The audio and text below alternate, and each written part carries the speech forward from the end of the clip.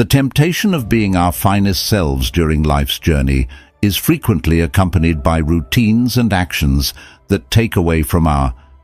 Hence, why do we occasionally behave in ways that irritate others? Could it be that we unintentionally embrace distance in our search for connection?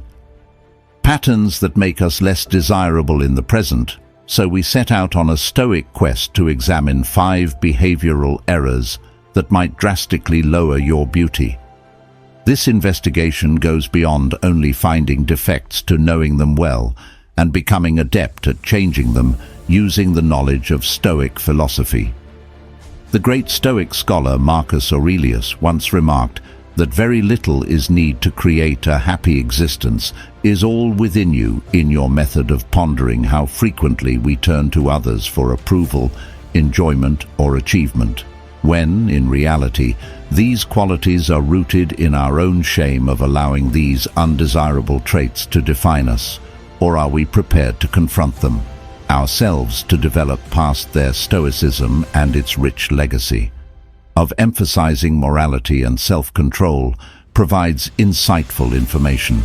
Exploring the reasons behind the unattractiveness of these habits and how we can realign. By adhering to Stoic ideals, we can align our behaviors with the attributes that genuinely connect with others.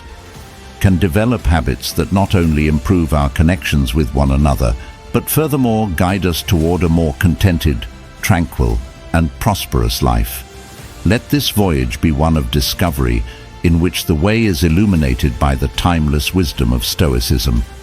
Are you ready to consider these in relation to our best selves? Examine how Stoic lessons can assist you in changing the ways that you behave in your life. Come along as we explore the complex but useful ways that Stoicism can help us to get past the obstacles preventing us from being attractive and to discover our genuine potential.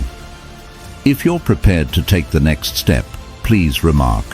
Travel today's top, exalt yourself. Boasting is frequently interpreted as a sign of a person's need for outside support, validation, as opposed to a sincere display of self-worth. This behavior was excessive self-praise not only devalues people, but also makes them less appealing. Sincere human relationships. Stoic philosophy, with its stressing self-control and humility, provides important insights about why. Because boasting is so harmful, think about Epicurus, a Greek Stoic philosopher who advocated turning one's attention inward rather than outward when looking for approval. He once said, "If you wish to be, external sources loved love." This straightforward yet wise counsel draws attention to the Stoic conviction that one can control their own behavior and views rather than trying to manipulate others' opinions by boasting. Why do people boast? Is it a sincere expression of pride or a cover for insecurity? Think back to instances where you were the target of boasting. Did it help you get closer to the person, or did it make you feel more distant? Stoicism shows us that real confidence is quiet. It doesn't require announcement triumphs or try to win favor by making big pronouncements. Epicurus also observed that not what occurs to you, but rather how you respond to it, matters. And this is especially important to comprehend why boasting is ugly. It implies a self-esteem-related reactivity that depends largely on the erratic and frequently changing emotions of others. Surface-level Stoicism encourages us to take an active stance toward our value, developing unwavering values like self-control, bravery, and humility in the face of outside viewpoints. Therefore, how can we use this Stoic wisdom to enhance one's physical appearance as well as their inner and meaningful way? Begin by praising your accomplishments without casting a cloud on them. When others celebrate their accomplishments, they acknowledge and value the contributions of others. Do you have any examples of instances where someone shared success with you? How did that make you feel about them, Marcus, in a humble way? One of the timeless lessons imparted by the Roman emperor and Stoic philosopher Aelius was that the greatest way to exact revenge is to unlike the person who caused the hurt. If you've been turned off by choosing to be different and humble over arrogant, sharing instead of boasting, and choosing this route not just leads to genuine self-worth, while also encouraging others to respect and admire you on your path to a happier, a more contented and prosperous existence. Keep in mind that the loudness of boasting alone muffles the voice of genuine virtue, so that your deeds speak louder. Then what you've said reflects the Stoic practice of every night. Ask yourself, were my actions, when you consider your daily activities? Thinking back on the qualities I want to live up to today, how can I? By eschewing boasting and adopting a Stoic humility, you advance the path to a life full of sincere friendships and self-respect. This shift not only improves your appearance to others, but also enables you to live a life of happiness and inner serenity. Keep in mind that in the quest for a happy life, let your deeds and qualities light your way, not your reactive music words. 2. Reactive reactivity is the propensity to react hastily to circumstances, as opposed to being considerate, is a behavior characteristic that can greatly reduce one's beauty and practicality. In applying the Stoic concept of life to its strong focus on restraint and reason, offers beneficial explanations for why this quality is harmful, and suggestions for developing a more composed manner. Consider the guidance of Epictetus, a Stoic philosopher who endured a lot as a slave at birth hardships throughout his life. Yet in spite of them, he developed into Epicurus, known for his unwavering knowledge and composure, notably stated, "It's not what occurs to you, but rather how you respond to it." His thoughts and life demonstrate the Stoic conviction that our power does not reside not in commanding the outside world, but in commanding our reactions to. Why is being reactive viewed as unappealing?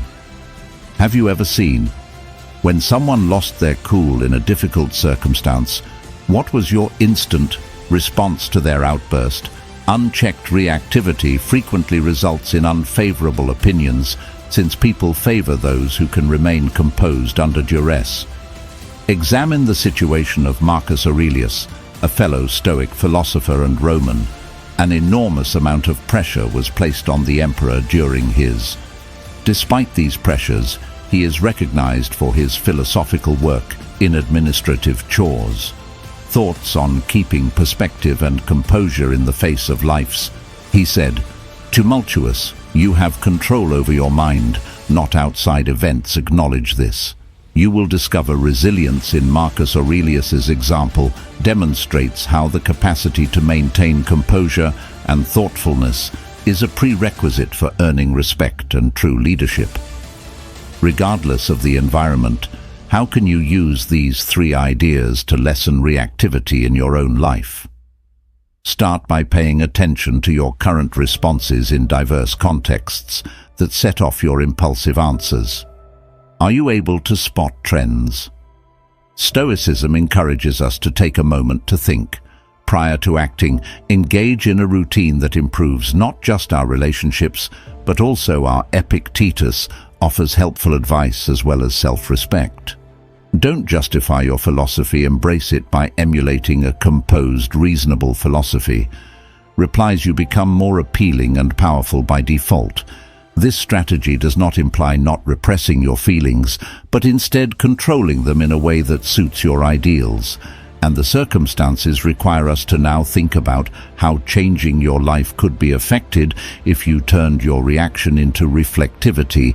Instead of reacting angrily to a provocation, you understood what might have happened. Rather of acting on a wish right away, you gave it some thought. Long-term consequences. As you develop a more thoughtful and less reactive approach, you more closely resemble the Stoic values that lead to a life of peace and effectiveness. Define this transformation not only increases your attractiveness to others, but also instills a stronger feeling of happiness and accomplishment in your own endeavors. Let this message to speak to you. You aspire to be the person who maintains composure in the face of difficulty. Heart, choose the Stoic discipline of reflection above reactivity. This change improves not just how other people see you, but also richer, more contented existence. Keep in mind that feeling is not the main objective but to behave less impulsively and allow your emotions guide you in the process. Represent the insight that has made Stoic philosophy a source of courage and support for centuries. What are your current strategies for handling reactivity in your own life? What tactics have you discovered to be successful? Share your ideas and comments below. We'd love to hear about your experiences with Stoic, the third premise to everyday challenges: lack of absence of drive. The very word ambition evokes images of striving for and frequently surpassing, but what exactly is a Stoic person's ambition really consist of? However, this antiquated theory asks us to analyze the characteristics of our drive and impels us to reveal the layers.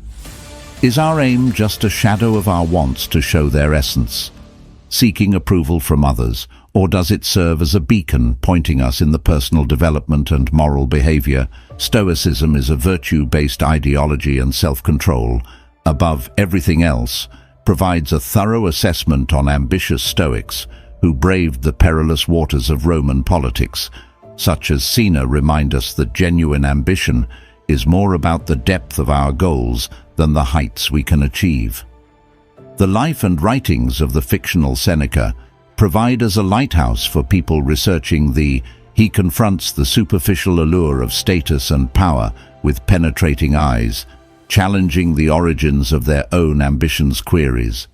If the person in possession of a large library and collection of books is incapable of taking in even one principle and applying it to his, this hypothetical query challenges us to think about whether our aspirations lead to attain real wisdom or just amass as mementos that collect dust. Consider, when was the last time you experienced true fulfillment from an accomplishment? Was it the acclaim from the public that brought you comfort, or the personal understanding that you had developed in a significant way? Stoic philosophy instructs us to prioritize the latter in order to shape ambitions that are independent of the cheers of the audience, yet they remain rooted in the soul's constant expansion. Another Stoic tradition, Great Epicus, said succinctly that the first thing to consider who you would be, then take the necessary action. Following this instruction reduces Stoic ambition to its core. It's about imagining the moral being you want to be and matching your deeds. Thus, the Stoic ambit is contemplative and self-reflective, centered on perseverance and self-improvement as opposed to conquering and accumulation. Take into account the contemporary environment where ambition frequently results in an unceasing pursuit of greater wealth, position, and power. But Stoicism asks us to consider whether these pursuits are improving are we pursuing shadows rather than fostering life, or are we just making things more complicated? Essence, the timeless teachings of the Stoic philosopher. Emperor Marcus Aurelius' sage advice: the only wealth you will ever own is the wealth you have shared. His viewpoint challenges us to rethink ambition as a weapon that's not just for individual success, but also for making a positive impact on the well-being of others. This redefinition not only strengthens our mission, but also makes us more appealing as people.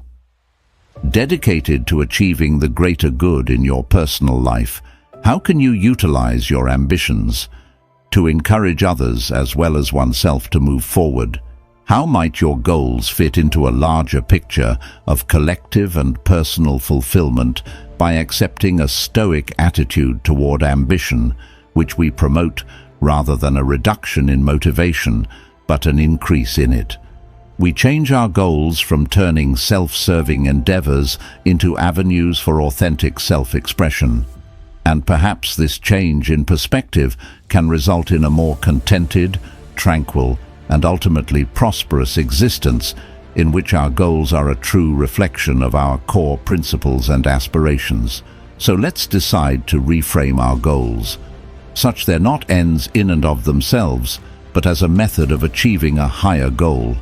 A life of virtue, wisdom, and sincere contentment is what Stoic ambition truly promises, not a trophy room of accomplishments, but a spirit strengthened by intention and enhanced by service to being reliant, others ranking fourth, or being needy.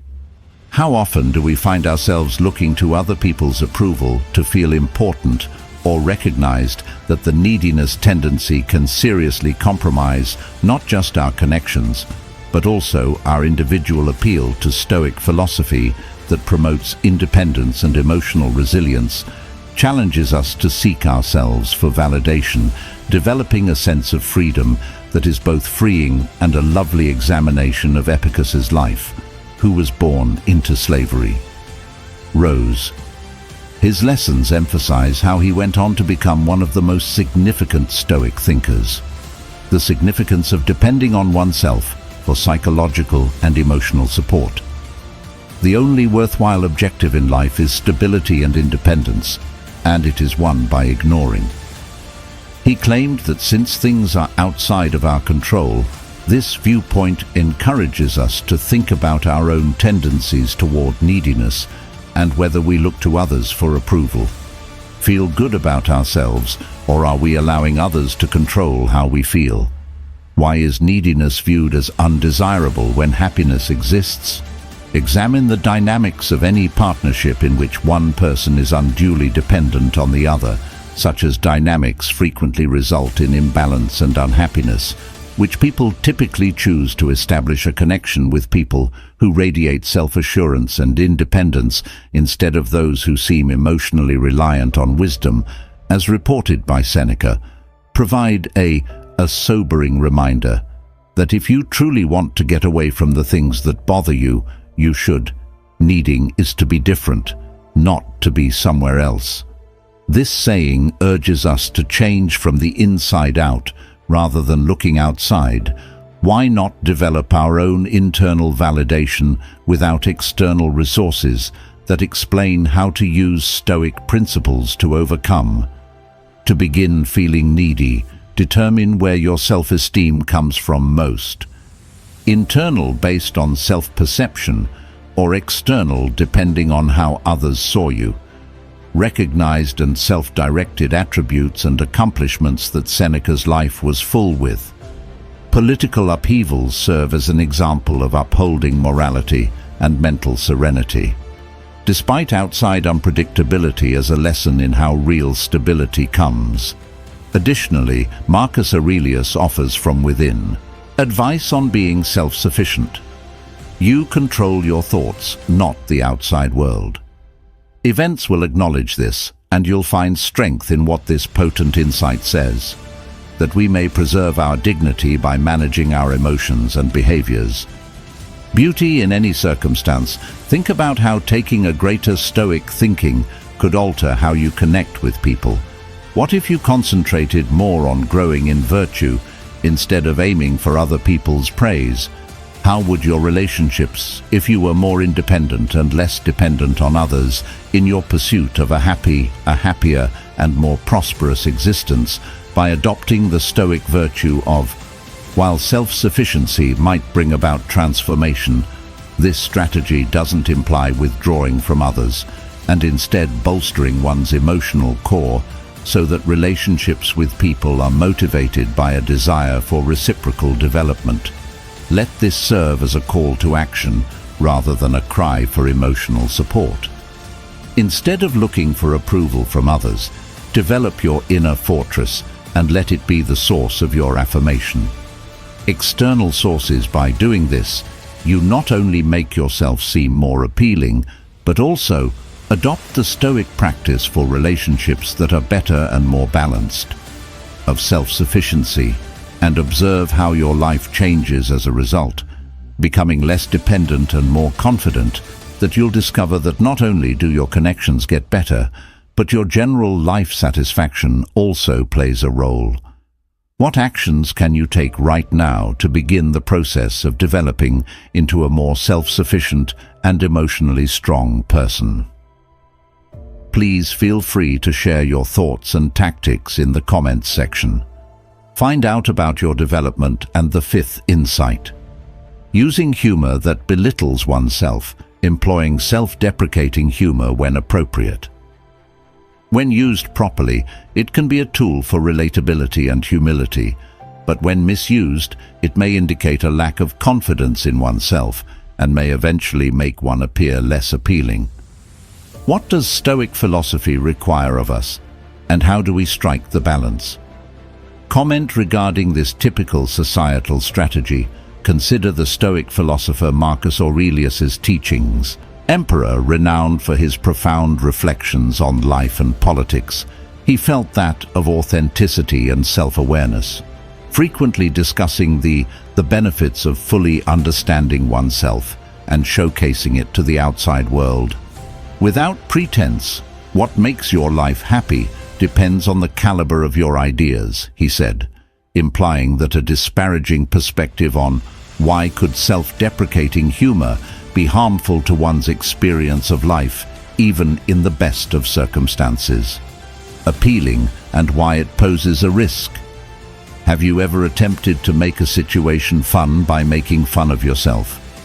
Or to come across as more personable, which might temporarily relieve social overly self-deprecating conversations, might develop into a habit that reinforces bad opinions of ourselves, rather than making others like us. Stoic philosophy gives a viewpoint by emphasizing human integrity and resilience. Epicus, another well-known Stoic, on comedy as a reflection of our inner state, instructed that we shouldn't base our identity on what other people think of us, but instead establish an internal base of dignity and assurance that our thoughts about what is happening to us are what disturbs us. What occurs, he said, is that insight is vital when self-deprecating humor is used. Are we contributing to negative reinforcement? Amusing self-reflections on how we might implement Stoic ideas in order to employ comedy skillfully without compromising our sense of value, it's crucial to keep an eye on the motivations behind our comedy, to see if we're utilizing it to serve as a sword to pierce through social barriers or to deflect real fears. It takes a sharp mind to create a comedic style that elevates rather than denigrates. Understanding of oneself and the bravery to show oneself, genuinely contemplate the potential effects of altering your comedy style on your relationships and self-perception. What if humor was your main focus? If highlights peculiarities rather than defects, how may this change improve not just what people think of you, but also what you think about? Think about the Stoic as you strive for a more prosperous and meaningful existence. Guidance on developing a healthy sense of humor and maintaining composure can lead to stronger bonds and a more complete sense of self. This strategy corresponds with the Stoic objective of living in accordance with one's actual nature, leading to let this serve as a call to action for greater pleasure and peace. Consider how you employ humor in your day-to-day interactions and work to develop a style of humor that promotes sincere communication and conveys a positive self-view links. Keep in mind that the objective is to guarantee that, rather than stifling your joyful side, that it grows in health-promoting ways. Health-Y and self-affirming comedy embraces Stoicism's wisdom by not acting as a tool, not for self-deprecation, but as a way to acknowledge and appreciate life's intricacies while modifying your funny expressions. Note the impact this has on your conversations and general well-being.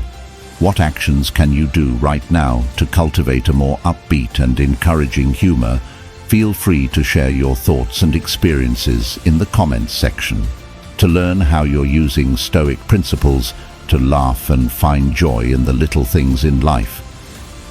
In our investigation of the 5 faults in behavior that reduce our final verdict: beauty, boasting, indifference, lack of drive, neediness, and excessive. With self-deprecating humor, we have discovered the characteristics of these behaviors, as well as additionally, the great influence Stoic philosophy has on our relationships and lives, provides us with a guide to help you avoid these mistakes and go in the direction of a manner that draws esteem, friendliness, and sincerity. Link's Marcus Aurelius famously remarked that the finest form of retaliation is to be unlike him who carried out the injury in light of our conversation. This entails putting aside undesirable tendencies and downplaying it, forces us to live up to the characteristics that improve our relationships and our lives. Every behavioral error we've talked about presents a chance to call to develop virtues like purposefulness, humility, and tranquility. Self-reliance and a sound self-esteem allow us to apply these teachings to using heart, to apply Stoic knowledge to change, not just how other people see us, not to mention how we view ourselves as we work to live a life marked by harmony, contentment, and humanity. Keep in mind that the journey starts with the individual. The shifts we want to see in our relationships begin with changes inside ourselves. Accept these Stoic ideas on a regular basis and observe how your reality transforms. Join the discussion and discuss how you're putting things into practice.